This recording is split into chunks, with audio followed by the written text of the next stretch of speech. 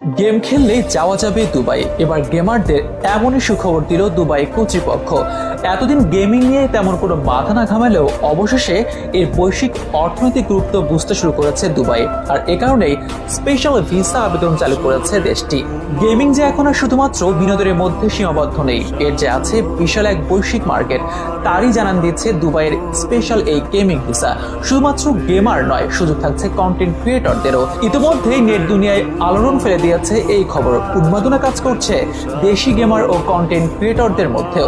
অনেকের মনে প্রশ্ন, কিভাবে করা যাবে এই ভিসার আবেদন, কারা কারা পাবেন স্পেশাল এই ভিসা, কি কি সুযোগ সুবিধা থাকছে এতে, এসবের বিস্তারিত নিয়ে থাকছে এখনকার বিশেষ আয়োজন।